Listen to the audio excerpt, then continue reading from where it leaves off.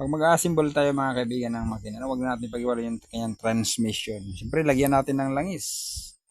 So, sa tutorial na ito, marami kayong matutunan ito. Hanggang sa mabuo ito, kaya panoorin nyo. At siyempre, dyan sa ikabit na natin ang natin, yung sigunyal natin. Yan. Lagyan muna natin ng langis. At yung mayroong gear na ay pailalim yan. Pag ganun. So, yun ang kinakabitan ng timing chain. So, ganun. Ayan. Ikotin at saka magandang pakalay.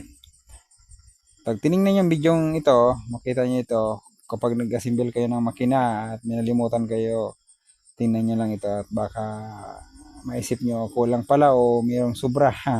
So lagyan natin ng mga langis yung bearing. Siyempre lagyan natin ng gasket para hindi tumagas. And then, kabit natin yung ng indicator light, yung tinatama ng indicator light, meron yung spring.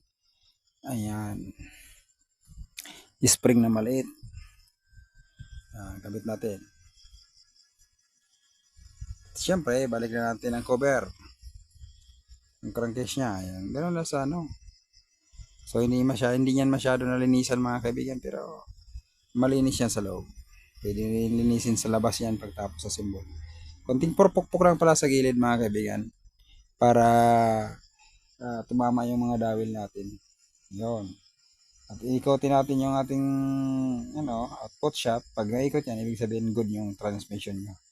Yung pakakabit niya ng transmission. Yan, ilagay na natin yung mga mga bolt, no? Siyempre mayroong bolt niya sa Yan. So timbang-timbang lang pagkabit ng bolt mga kaibigan para hindi mabiyak yung makina natin at nasa tama. Himpitan natin para masiguro natin na sakto talaga ang paggamit natin ng ating power tools. Kasi kung minsan sobrang lakas yung nakulangan. Yun. So buo na. Kapag nabuo na, ikotin na natin dito sa likod, sa may clutch banda. So doon naman tayo mag-assemble. Mayroong dalawang yung tornilyo dyan na mahaba. Malapit sa block. Ayun, yan isasabi ko. Yun, yan. Ikotin na, higpitan na. Yun. Okay, pag nahigpitan na, so, siguraduhin na natin na higpit na talaga. Yun. At syempre, ikotin natin sa may titamaan niya ng clutch, kinakabitan ng clutch. Good, umiikot na. At syempre, ikabit natin ating cambio. Ating variable shaft, At kapag naiasinta na, yung higpitan natin yung tumutulong para masilik natin ang ating cambio, yung ating selector. Yun. Higpitan natin yan na mabuti at dapat saktong pakahigpit na hindi tabingi kasi masisira at malulusred. Yun ang pinakaingatan dapat na hindi dapat masira. Ayan. Yun. Okay na, good na. Okay, tapos sunod natin na ikakabit mga kaibigan. Make sure na higpit mo na. Ayan, good talaga. Ikakabit na natin ang ating Yan. Okay. Mayroon pa yung dalawang tornilyo dyan sa loob mga kaibigan. Yan. Siyempre, sunod natin ang ating timing chain. Timing chain. Ayan. Okay. O yun. Ikabit natin timing chain. Dapat nakakabit talaga yan sa kanyang parang sprocket na maliit. Para hindi kayo mahirapan sa pagkabit. Yan, sunod natin ating kicker. Yan. Ganun lang sa pagkabit ng kicker. Yung spring niya, ikotin natin na hanggang tumama dyan sa parang nakausli na tubo. Ikotin natin yan. Yan. Ikotin natin. Up. Pag-ikot. Ayun. Dapat makapasok siya dyan. Ayun, nakapasok na. Siyempre, diin na natin. Yun, ikot na, pre-wheeling na. Kapag nasa tama, hindi yan, walang ingay yan kapag iniikot mo. Pero pag umingay, ibig sabihin mali ang pakakabit mo. So, ikabit na natin ang washer, makapala washer, hindi na kanyang, yun, yung tubo na yan, pumapasok din sa ating clutch housing. Ikabit natin. Siyempre, yung ating gear pump oil. Yun, kakabit natin yan. Ayun, umiikot. Good. Kasi siya yung pinakamahalaga mga kaibigan. At syempre yan. Parang tubo din yan. Kapag ipinapump nyo yan itinulak nyo, dapat makabaon siya. Nag-play kasi meron yung spring. Kabit natin ating clutch housing, dahan-dahan lang baka tumama doon sa ating gear pump at mabungi. Ayun, meron yung washer. Sorry, ikabit natin ang ating clutch assembly. Yun, isang seat niyan. At siyempre, may mga ano yan, ikot-ikotin na ng konti hanggang sa pumasok. Kasi mayroong pattern yan. Ayun, pumasok na mga kaibigan. Kapag pumasok na, higpitan na natin ang 4 na tornilyo. Gamit lang tayo ng 10mm. Dapat sakto lang, sabay-sabay lang mga kaibigan. Nang sa ganon ay hindi siya masira. Ayun. Higpit na. Kapag mahigpit na, ayan. Siyempre, i-review natin para good siya natin baka kakabit. Ayun. Okay. Tapos, ilalagay natin dyan mga kaibigan ang flat washer. Dalawa yan. Dalawa. Okay, dalawa. Ayun. At siyempre yung nuts natin. Ayun. Pakaliwa pala yan mga kaibigan. Ang paghigpit, pakaliwa ang ikot. Ayun. Gamit tayo ng crown rings. Pakaliwa ang ikot. Ayun. Paluwag ba? Paluwag. Kasi kabaliktaran ang badya sa ibang motor. Ayun. Paluwag yan. Okay. Higpit na mga kaibigan. Okay na. Linis ng konti.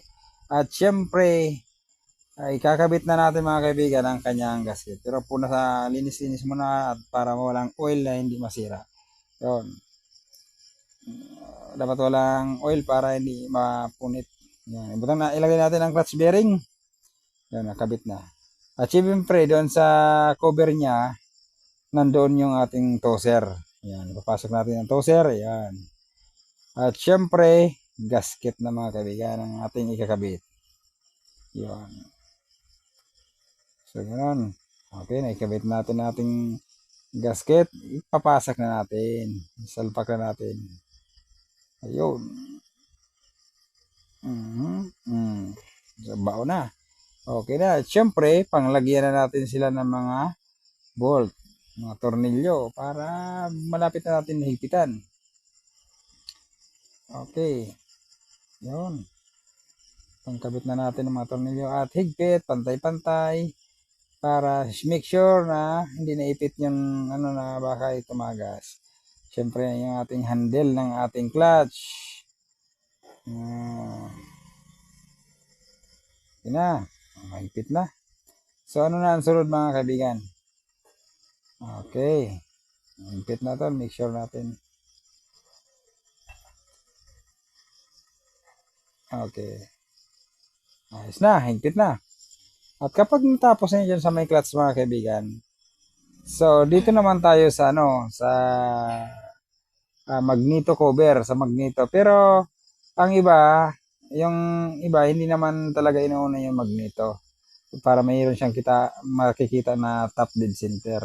Pero kapag alam mo na, hindi na kailangan. So ikakabit natin ang kunya. Yan, merong kunya yan. Yan, kunya. Nakasinta dapat na magana yan. Ayan. Ikakabit natin magneto. Ayun. Tandahan lang. So, pasok. Okay. Pasok na. Siyempre, ilagay natin ang makapala washer. And then, nuts. So, yun, pakanan ang higpit niyan mga kaibigan. Pakanan. Okay. Okay. Higpit. Siyempre, gamit tayo ng 17mm. Ayun. So, mahigpit na siya mga kaibigan. Bago natin makalimutan, ikabit na natin ang ating drainage.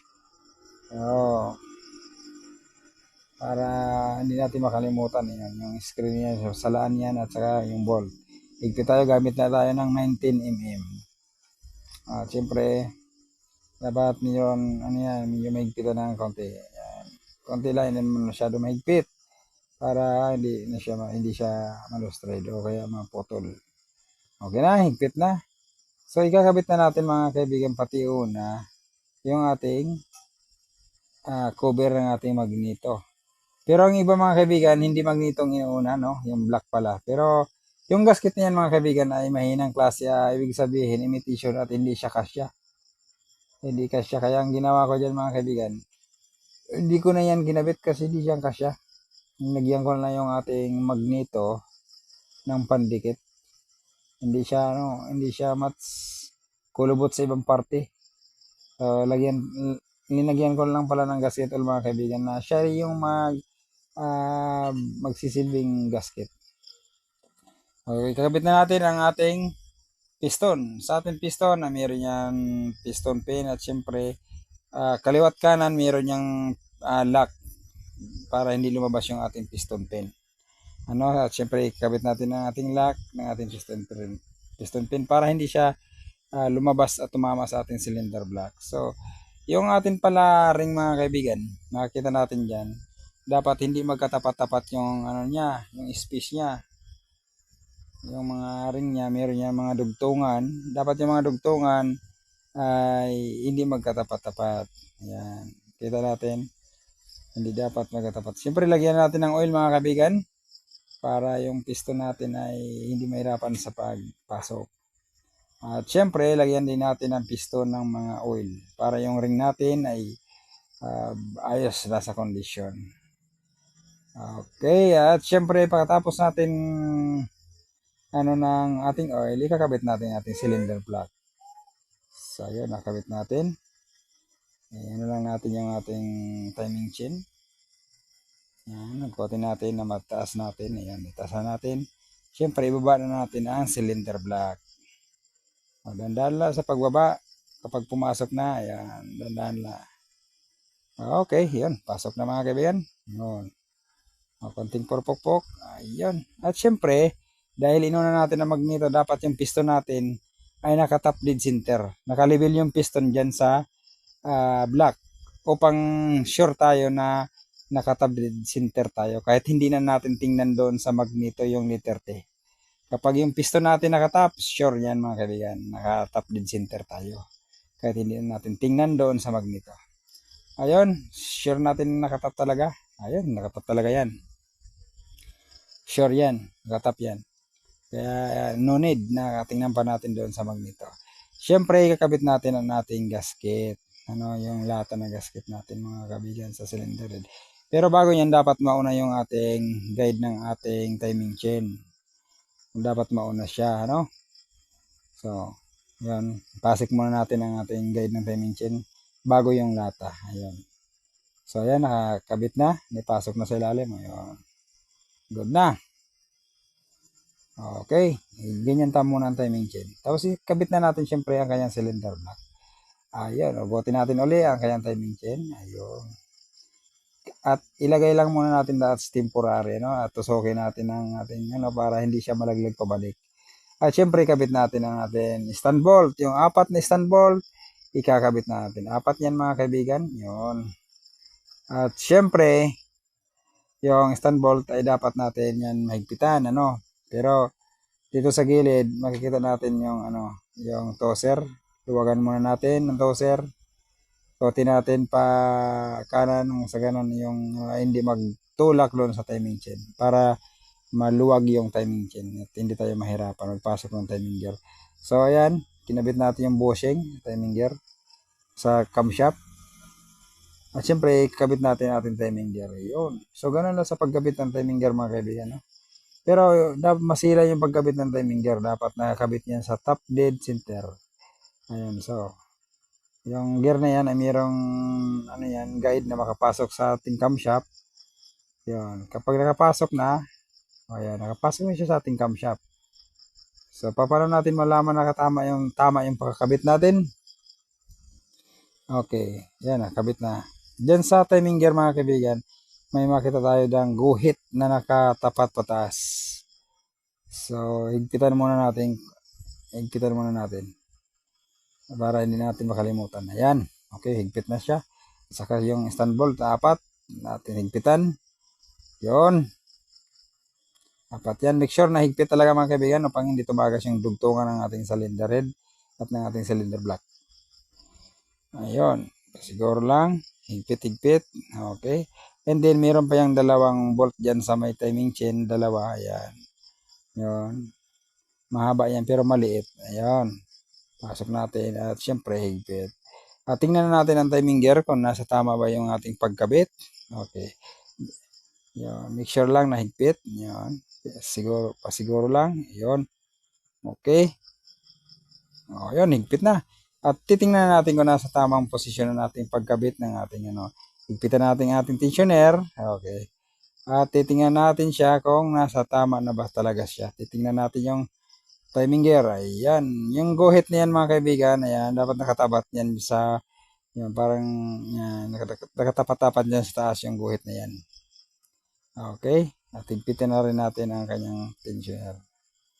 Yan, para goods na. Okay. Siyempre, lagyan natin ng langis. Para pag andar, good na good siya. Siyempre, lagyan natin ng pandikit. Yan, ganyan lang ginagamit ko mga kaibigan na pandikit ay gasket pull. Yun, para okay talaga yan. Ikabit natin cover. Maraming salamat mga kaibigan sa panonood. Like and subscribe and follow and share. Thank you very much sa panonood. Like and share. Thank you. Yon, ayos, naigpita na. Goods na. Buo na ang buong makina.